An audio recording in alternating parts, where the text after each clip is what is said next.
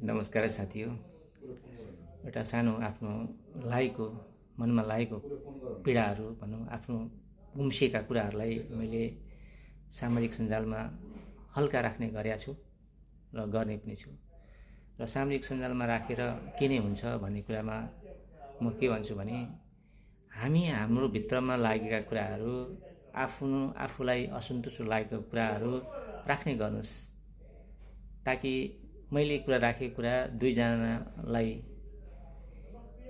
राम्रो लाग्न सक्छ, तीनजनालाई नराम्रो लाग्न सक्ला। त्यो आफ्नो ठाउँमा छ, हुँदै गर्छ, जेसुकै होस्, ताल केही भएन।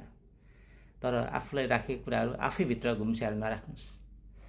त्यसैले म भन्छु, यो देशमा सबैभन्दा सुशासन र भ्रष्टाचारको कुरा गर्नुहुन्छ भने केपी शर्मा ओलीज्यू धेरै धेरै सुशासनको कुरा गर्नुहुन्छ। तर उहाँको सुशासन यस्तो छ, हल्का म एउटा तपाईँहरूलाई राखिदिएँ है त। उहाँ थाइल्यान्डबाट फर्किने बित्तिकै लगतै उहाँ जिल्ला दौडा कार्यक्रममा सिरा पुग्नुहुन्छ, जिल्ला अधिवेशनको उद्घाटन गर्नको निमित्त। त्यसमा उहाँले हेलिकप्टर चढेर जानुहुन्छ।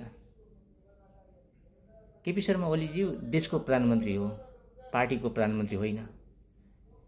पार्टीको कामको लागि उहाँ आफ्नो व्यक्तिगत खर्चमा जान सक्नु होला, त्यो आफ्नो ठाउँमा छ, जानुपर्छ।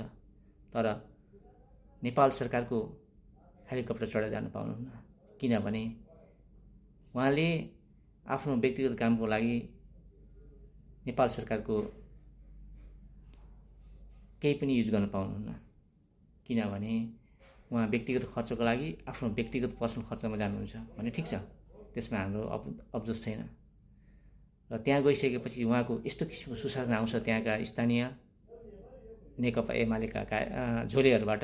हेर्नुहोस्, बाइकलाई 200 को पेट्रोल दिइन्छ, ट्र्याक्टरलाई 10 लिटरको डिजल दिइन्छ, 10 लिटर डिजल दिइन्छ भने बसलाई 15 लिटर डिजल दिइन्छ, ताकि त्यहाँ एमालेका टाढाबाट बस्नुहुने, टाढाबाट ल्याउन ओसार पसार गर्नको लागि, आवत जावत गर्नको लागि त्यो सुविधा दिइन्छ। यसरी नै सुशासन चल्छ कहिलेसम्म? तपाईँ हामी जहिले पनि झोले भइदिने? झोलेहरू पनि स्वतन्त्र भएर एकपटक हेरिदिनुहोस् त, देश कायापलट हुन्छ कि नै, है त साथी हो।